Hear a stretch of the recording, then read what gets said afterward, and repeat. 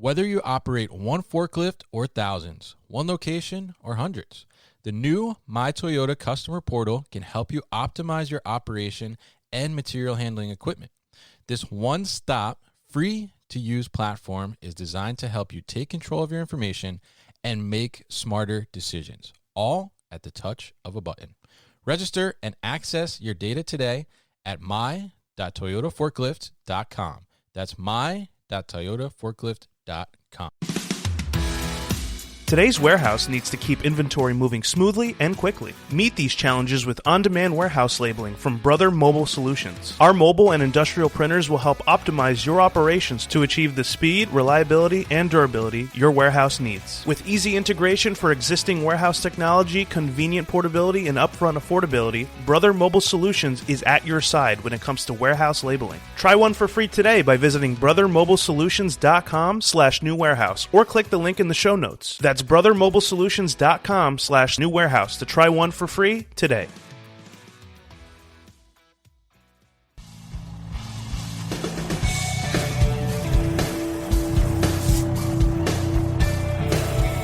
The New Warehouse Podcast, hosted by Kevin Lawton, is your source for insights and ideas from the distribution, transportation, and logistics industry. A new episode every Monday morning brings you the latest from industry experts and thought leaders. And now, here's Kevin.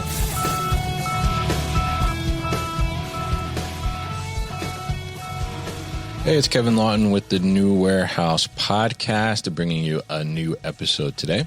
On today's episode, I am going to be joined by Sneha Kumari. She is the head of industry trends at Circular Supply Chain Network, and she's going to talk to us about the circular supply chain and how it applies to the warehousing industry and also to the supply chain as a whole, and kind of familiarize us with the term and what's really involved in that. Actually, I think we might be a little surprised because she actually told me I'm a little bit involved in the circular supply chain already. I didn't know before we started recording here. So we'll talk a little bit about that. But she's bringing a lot of experience from the industry, both from the supply chain side, manufacturing side, and definitely happy to get her on the show here. We've been connected for quite a while on LinkedIn through different connections, and it's good to finally connect with her and get her on here. So Sneha, welcome to the show. How are you? I am doing great. Thank you for having me. And as I said, long time, we should have done this way back. So super happy I get a chance to talk to you, and been following you and your shows, and have had my share of work in the warehouse industry. So definitely excited to talk about this topic today. Definitely happy to have you on, and thank you for following, of course, and it's good to be connected from you and are connected to you and see what you're putting out there for content as well. So let's talk first, I guess, about this Circular Supply Chain Network. So tell us a little bit about the Circular Supply Chain Network, what that is, and what you're focused on in your role as head of industry trends. Yes, absolutely. So a little bit of history. Sure. I met my founder, I think, through another mutual connection, I think 4 years back, Okay. The founder of Circular Supply Chain Network. And we used to nerd out a lot on circularity especially during pandemic, when everyone was isolated and all of that. Oh, yeah. And she had this, on for some time, but didn't have the time to dedicate and build the community. And then just through talking and, our love for supply chains and circularity, because people had been talking about sustainability a lot. And it's surprising and sad also that if you go online today and if you look for materials for circular supply chains, you wouldn't find as much topics or articles or white papers to read from. Even today. Yes, it has gained a lot of momentum. The past years, people have been talking about, the leading consulting companies have been talking about it a lot. So the awareness is coming. So happy to see that, but we have a longer way to go for sure. Right. So I met her. I said, I'm going to come work with you on this, and let's build it. Let's talk more about it. And we started it. We used to do a lot of events. We used to bring the industry leaders, and especially the smaller startup, the tech startups, founders who would actually come and share what they're doing and to save the planet, like smaller efforts, whether it comes to using plastics that end up in the oceans and how to bring that waste back in the economy, or just, making materials, making products out of used secondary non-virgin material. So it gained momentum. We gained our followers. We have been posting, blogging.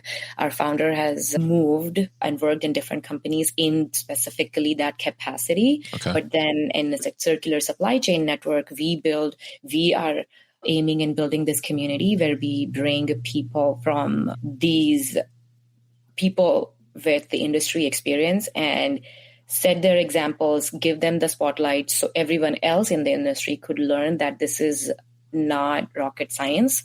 And you could actually take small little actions in your roles every day to move from a linear economy, a linear supply chain to a circular supply chain. Now, so that was the history. That's where we came from. I have been working and I used to blog for them for some time, and my roles have changed. I've been working on different kind of models that I could share with industries. Most everything that we are working on is public. You could actually go to our website and look for some amazing videos. The book that my founder, you could actually purchase that book from Amazon, and the blogs. One of our members, we are actually together a group of volunteers from the different industries. So one of the members actually designed the new ASCM score model that has circularity in it. So go check that out. Oh, really? Okay. Interesting. Yeah. In making that happen. So yeah, I mean, pretty much building this community, putting out content there that makes sense and easier to understand. And actually it's actionable. So something, if you go look at our website and look at our video, you could actually see what circular supply chain is. It's so easy how a product moves and takes a new life, and just making it super easy to understand. We are partnering with companies. We released a comic book also on this cool. concept. Just to also make it fun. Like, it doesn't have to be boring. So that's a long answer to what we are doing. Okay, interesting. So, I mean, it sounds like you're doing a lot, obviously, but I think the underlying thing and the important thing is that you're creating awareness around the circular supply chain, and I love that you're doing it in, like you said, a fun and also actionable way, because I think a lot of times some of these, not necessarily newer concepts, but newer to the attention of the general public's kind of concepts seem like somewhat like out of reach. But if you're able to make that content and make it actionable and like you said, show small steps and small actions that you can take to help get to this, circular economy or circular supply chain, certainly makes it easier to do. So you mentioned in there that there hasn't been a lot of content around the circular supply chain, but I think you're kind of saying too that there's been more content on maybe the sustainability side. So tell us a little bit about, because I think people may kind of lump those two together a little bit. So tell us a little bit about the difference there between, being a sustainable versus being a circular supply chain. Yeah, I mean, I often am not very happy when people lump these together. And this is totally my take on this, on how I see this as different. Again, like, sustainability isn't a new topic. It's a topic that has been discussed for years, for decades and decades. Right. Yet there hasn't been, as I said, like, we were discussing before this, that we still have bigger companies figuring out how to measure your carbon footprint, how to really measure the impact of whatever goals we are taking today. Yeah. But good that their momentum is going up now, also because of the governance and the laws that's being passed. Europe is way ahead of us for sure, and taking the right actions there. But that's, one of my personal pet peeves is these two are not the same thing. Sustainability is huge.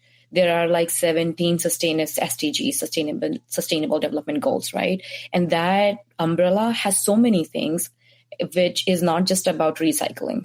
It's not just about your product. It talks about poverty. It talks about how the whole social landscape is. There's a lot of other things that we need to take care of before we claim that we have a sustainable supply chain. So, for example, you cannot build an electric car and say I met my sustainable goals. Right. No, you haven't, because unless you actually you actually prove that you have taken care of all the labor rights in the tiers of supply chain that you have, right? The materials of the end product that came from, and was it like rightfully produced?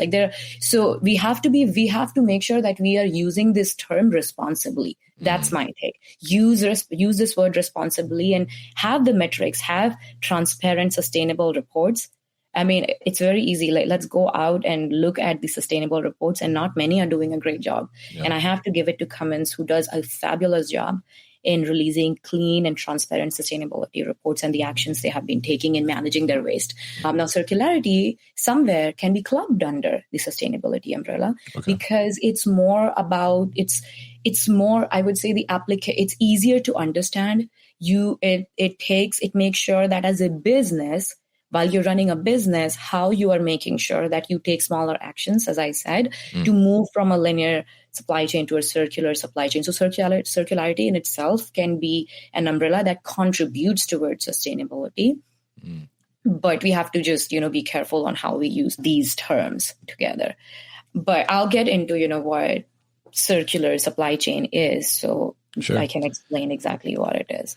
Yeah. So, I mean, I think it's good to have that, I guess, separation of the terms, and it's good to understand too that the circular supply chain kind of can fall underneath that larger sustainability umbrella, but understand that it's parted out from that. It's not the same thing, right? When we say we're looking at circular supply chain, it's not the same as saying we're trying to figure out how do we make our supply chain more sustainable, right? Maybe the circularity part is part of that sustainability initiative, but that's not the whole thing, right? So, tell us, what is the circular supply chain? Yeah. And I'm it's like a pledge or something, but I read this for most of my podcast because that's our motto. That's what we have developed as a community. Yeah. But they are interconnected systems that use secondary and renewable inputs to generate value, reducing and maximizing resource use. Okay, that was a lot packed in that statement. Yeah. We use hundreds of billions of tons of materials every year, and only really use 8.5% of it again, meaning most of the inputs that goes in our supply chain is of virgin materials. And as I was telling you, that if we consider our earth as a warehouse and we keep, taking from that warehouse, right? If you think of it like that, you will know that we are making, and we are wasting from it. This warehouse is going to be empty soon. Yeah. And we are not refilling this warehouse, right? So circular supply chain, I mean, and at the rate, as I said, it's just 8.5% of secondary materials going in our supply chains. Yeah. At this rate, we might really need 2 planets to support everything we use, right? Wow, so what's second warehouse? Yeah. Yes. What circular supply chain is, if you are in supply chain, I'm sure you've heard of lean, right? And what lean is about is minimizing waste, right? Constantly, continuously improve, understand your process, and minimize waste. I'm keeping it simple. Circularity takes it a next step, takes it a notch ahead, and it talks about monetizing waste. Meaning, when waste becomes value, we maximize the use of that. We suddenly gave that material a second life. And we can use partnerships, collaboration, technology to make this happen, right?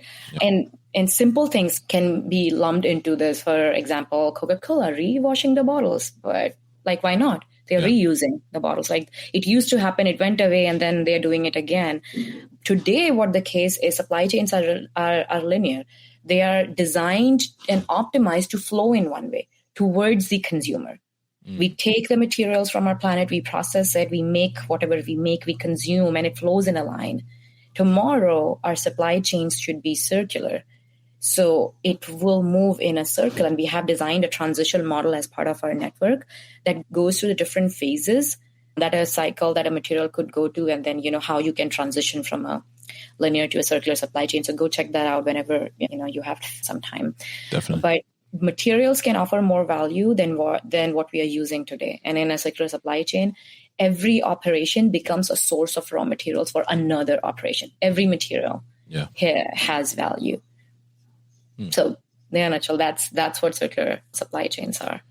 Interesting. So, and I mean, it's really interesting, and I think staggering and impactful when you hear the numbers, right? Of that 8.5%, is the only thing that's getting like reused. And I think that really kind of gives you a perspective on how much of a potential, or a currently problem is, and then a larger potential for, like you said, to having to need a second planet, essentially, right? To keep going at this rate. And when I think about it, and I was kind of thinking before our conversation today, like, looking at places where, there could be better circularity within like a warehousing space. There's a lot of opportunities there that I've seen in my career where, we do like create this waste and things just get thrown out. They just get thrown into the dumpster. But, you never kind of, I think sometimes the operations are moving so quickly because of the environment that we've created to fulfill so fast that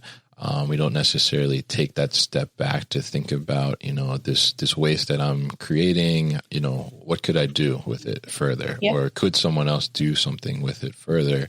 Instead, we're just kind of tossing it basically, and it's just ending up in the landfill somewhere. So I'm curious from your perspective, where does the warehouse, fulfillment center, distribution center kind of fit into that circular supply chain overall? Mm-hmm. How do you view the warehouse in this arena? Yeah, absolutely. So I'll just start with an example. Sure. Circular economy says that we need to look at this whole system, our whole ecosystem as together, like as one. And how do we use less overall? Like, for example, today in our current state, we are shipping thousands of miles stuff to get it made, right? We grow pears in Argentina, we ship it to Asia for packaging, and then, back here. Yeah. And so the idea is actually to use less of global transportation, but also, the energies involved, use less water, less packaging, less consumables, everything. And once you start thinking of all of these things in silos, because you remember, like in a company, all of us are entitled to different roles. And if we do our bit in our role, like suddenly you will see the system moving. You'll see the shift in the industry.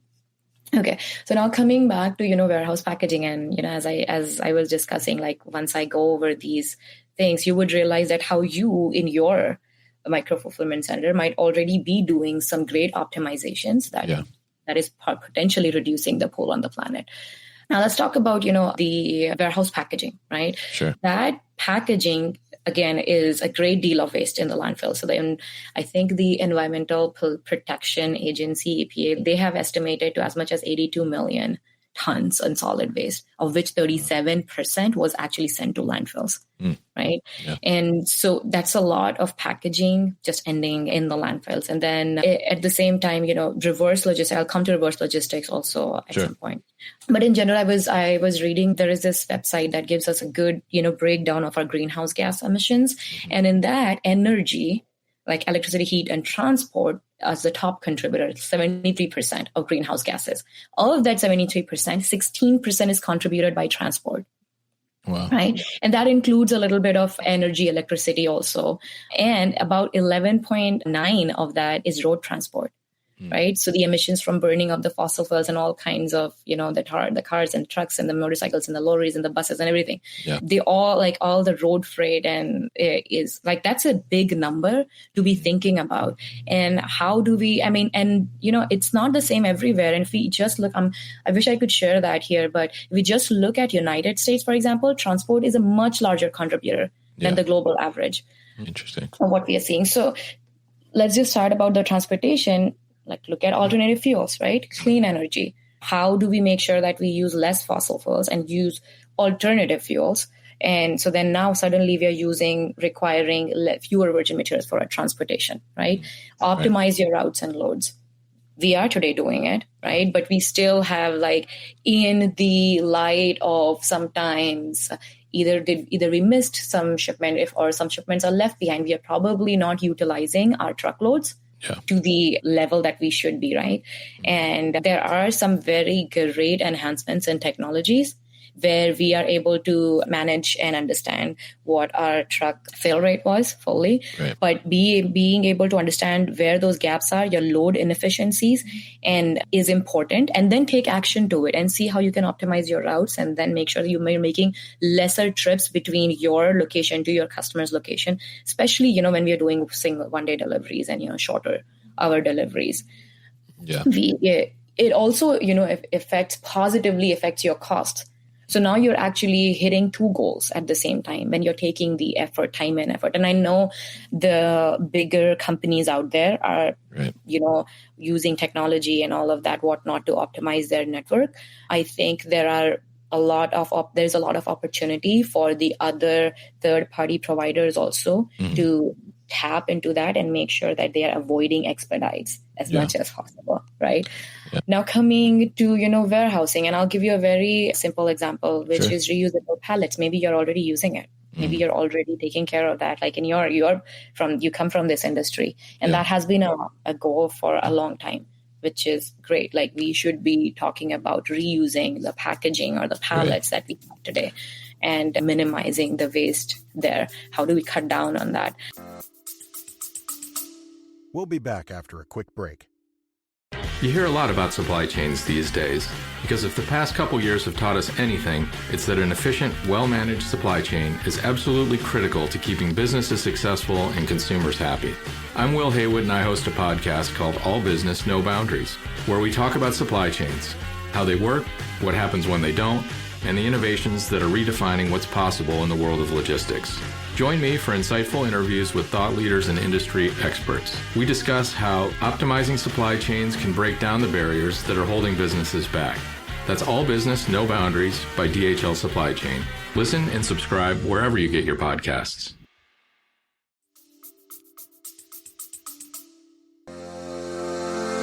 Step, step, step. Do you know how many steps your warehouse workers are taking a day? When your workers are walking, you're losing money. Endless trips to the printer or computer add up fast. Newcastle's mobile industrial carts with integrated power eliminate the walking to stationary printers and computers, keeping workers focused on high-value tasks, often doubling their output. Thousands of powered cart installations, including ones at the new warehouse's own micro-fulfillment center and in my previous jobs, prove that Newcastle customers get more done and save money. To learn more, head to newcastlesys.com. That's newcastlesys.com.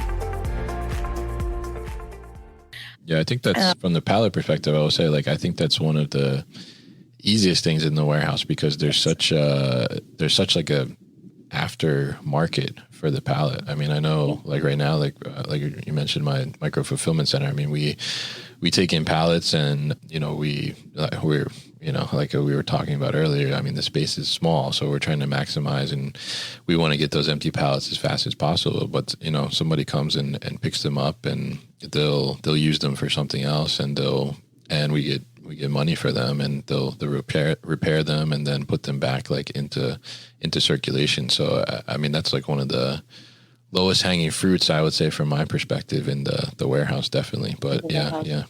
But what you're going to say more? I think you might know more. There are a lot of regulations that require us to do that, right? Especially if you're for example, shipping to certain locations, you needed heated pallets and all of that. Heat treated, yeah. Right? Yeah. So heat treated pallets. So I think that's more expensive, by the way. I think so. But in general, reusing our pallets and, having that collaborative ecosystem built out will be important. And you're suddenly, now reducing your waste there. I think reverse logistics is a huge plays a huge part in this. And somewhere I feel logistics providers, right, can play a bigger role in this, like on-demand packaging, right? That can help and cut down waste. Yeah. It's not just about, picking something, and you cannot just be a service provider, right? If our logistics providers could take a step further and do more than that, making sure that, again, as I said, on-demand packaging, how are we reusing, recycling, all of that, right? And then maybe, I don't know, in some ways, can we think about remanufacturing and reusing, and have, they already have the necessary networks, right? Where they are shipping from and actually taking goods back from, right? Mm-hmm. See, if there is any way for them to reduce the whole return cycle, because that's a big pull on the planet as well. But when stuff comes back, right? And I'm telling you from my own experience in smaller industries, manufacturing industries, it's very easy for a returned product from our customers to end up in scrap. Yes. Right? Yeah. And scrap many of the times is a very conflicted metric. It can be owned by quality. It can be owned by the production team. It can also be owned by the warehouse. Yeah. So there is no standard that I've seen across, smaller business units from a process standpoint. Now, scrap, the moment it ends up in waste, you know that you did not do a good job there in minimizing your waste.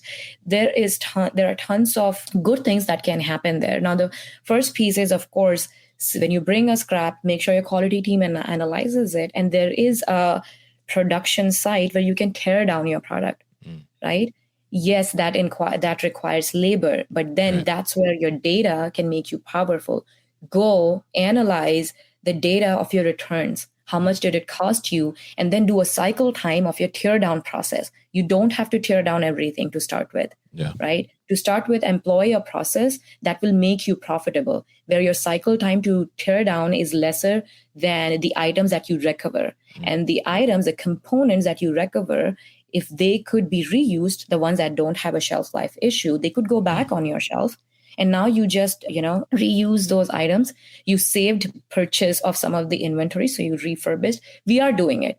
Again, this is not a new concept. We are refurbishing is something that we are doing it, but it doesn't have to just happen with larger goods like TVs and all of that. Right. Our smaller goods, smaller products, industrial products that we sell to our customers can also always make this process happen.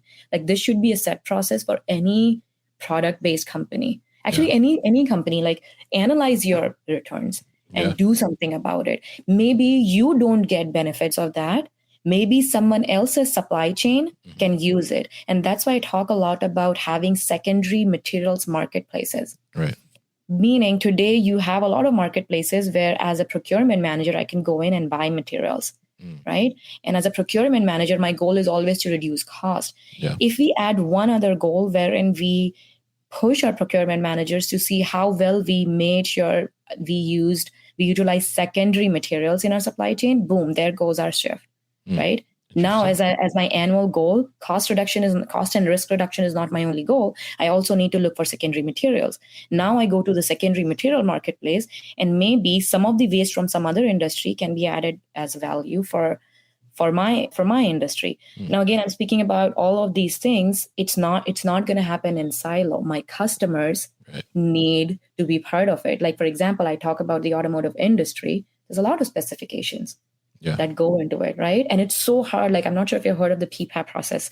Maybe you have. It's a very popular quality process that any automotive vendor has to go through to make a small change in their product, of course, given the risk and everything applied to. So it's hard for regulated industries, but our customers, our vendors, like all these tiers of value chain need to come together to make this happen. Like if we could open up our specifications to use less custom products and more off-the-shelf products, there goes value, right?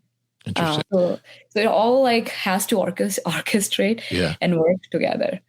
Yeah, I mean, I think it's really interesting. There's like a lot of information there, but I think it's really interesting, especially the return side, because I've managed the returns department in my career, and I will admit, maybe I feel a little guilty now after talking to you, but I will admit we definitely scrap some things that we probably, if we had dedicated some resources to them, we probably could have salvaged some parts there, because we were also manufacturing those products too within our facilities. But I think it's interesting because there needs to be like a shift kind of happen within the company, because I will say, one of my frustrations in managing that returns department was that, whenever the manufacturing or warehouse needed extra resources, they would, returns was the first that they would pull the resources from. So it was more about just getting those returns processed quickly so we could free up the resources from that department, which resulted in probably scrapping a lot of material that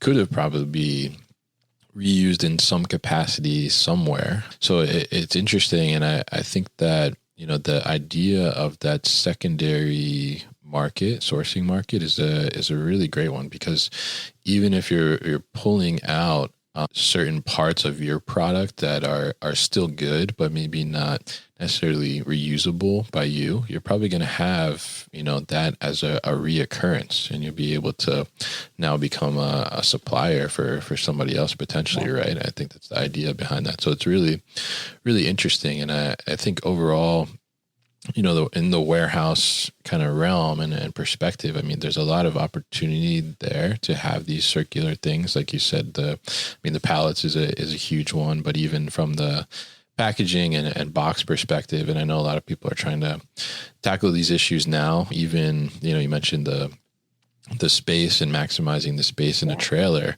but even if the trailer looks full, probably a lot of the time, a lot of those boxes are not full either, stacked, right? Correct. You're shipping a lot of air.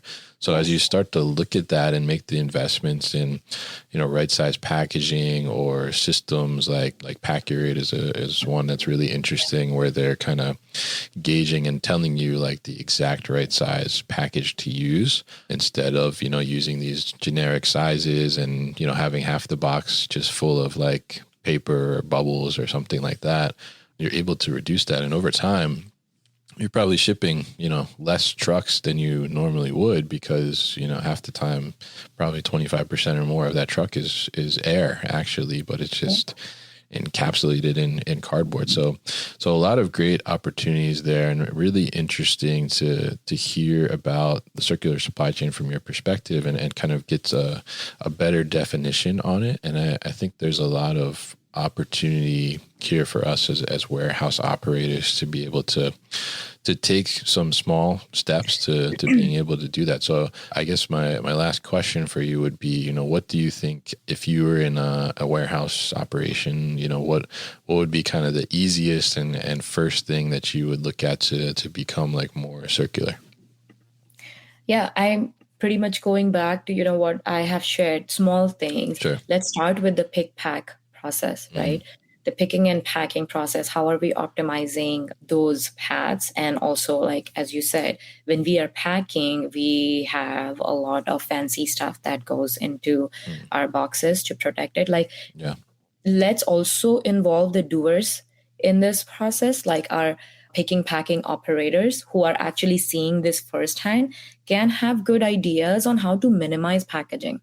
Right? Packaging is the first thing our customer says, and it says a lot about our brand. So we are focused a lot in, making that side of it speak a lot about our brand, but also we should not underestimate the power of, going circular or green on that side. So I think picking and packing is a very important path, plus also space optimization, as you have done in your micro fulfillment center, where you are making sure that every inch, as I said, if you think of your warehouse where you have to optimize your space and it's small, right? You make sure you employ technology or you employ human intelligence, whatever that is, to make sure that you optimize for every single space that you have. And I would say the inventory turnover, right, has to go up, meaning make sure you stack inventory of the right moving pieces. That also helps your business, like your A items, B items, and how close that should be on how often you are replenishing your trailer with. And so you're reducing now your motion, again, all the lean concepts, the 8-9 wastes that we talk about in lean.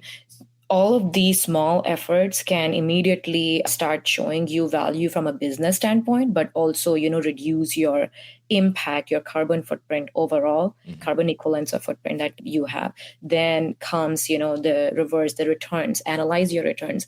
No matter how small or bigger your business is, you should always invest some time. Make sure that you have data to prove that you don't want to invest in reverse logistics and intelligence there. Until you haven't done that Kaizen, don't discard this option of, analyzing your scrap or employing better ways to manage your carbon footprint in your logistics infrastructure, whoever is supporting your logistics. Either you're doing it yourself or you have outsourced it. And lastly, I have to say that measure it. It's not easy.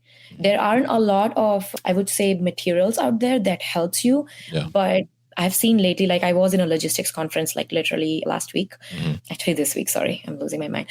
This week, 2 p.m. okay. at Long Beach. And there was a quick thing, like someone said, the tech portfolio of companies that were there supporting this has improved dramatically, right? Because there is a need to make this whole complex operations simple and give you more visibility and transparency. Like we just spoke about, truckloads. We didn't even get into the whole container load and the nearshoring. Nearshoring is a big initiative in reducing your carbon footprint. And a very recent change was, Europe is now going to tax, make companies, earlier shipping was exempt of carbon footprint. But Europe is now making that law where you could, or maybe they already did, where the shipping companies will have to pay for their carbon footprint, like pay taxes for their carbon footprint, really? Because it's a big contributor. So there are tools out there, and there are logistics companies now coming up providing you that service. Like, what's the carbon footprint of your service? So there is opportunity to learn on how to measure it. And once you're able to do that, once you take this whole circularity goal as a process, like, how you do your stand-ups, how you have your KPIs, you have your root causes, your 5 whys and corrective actions, you will start seeing change. We don't do that. That's the problem. Yeah. We don't treat this as a business measure and treat it like our other parts of the business. Yeah, really interesting. And I think, like you said, we need to treat it with more importance and stand it up and put it, with those, we're looking, if we're looking from the warehouse perspective, we're looking at our, on-time delivery and order accuracy, things like that. Like, we need to put these things to the forefront as well and make it part of our regular metric reviews and understand that. And I think what's interesting too, as you mentioned, more people are coming out with solutions for this and how to measure and how to look at it in a better way and have better services around this. It's also interesting that I think for a long time, people had the mindset that, becoming more sustainable or coming into a circular type of situation like this means like a large investment, right, on their part, or it's going to cost more. Whereas, some of the things we're talking about here, like, you're actually going to be potentially finding another revenue stream or potentially reducing your costs because, we talk about the truckload example, you're going to be shipping less trucks essentially if you're filling them up more. So it's a lot of opportunity there, and it's really interesting. Happy you came on to talk about this. I think it's incredibly insightful. You have a lot of knowledge, and I'm happy that we could share that with the audience. So very, very interesting stuff. So thank you for coming on the show today, Sneha. And if people are interested in learning more about the Circular Supply Chain Network, how can they do that? Feel free to connect with me on LinkedIn. Follow Circular Supply Chain Network on LinkedIn. You will be seeing some very good materials actually coming up that I'm also working on pretty soon on carbon. Coming soon, so we'll release that in a few months.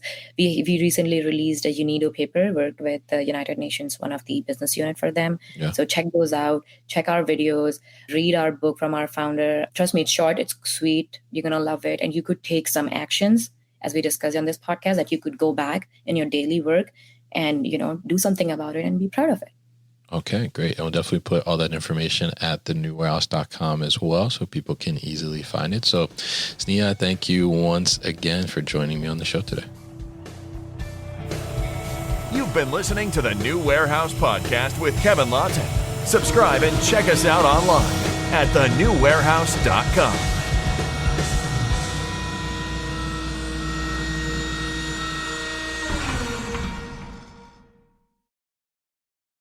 Thank you for listening to this episode. If you want more content from the New Warehouse, check out our new video series called All Hands on LinkedIn. Just search for the New Warehouse on LinkedIn and follow along.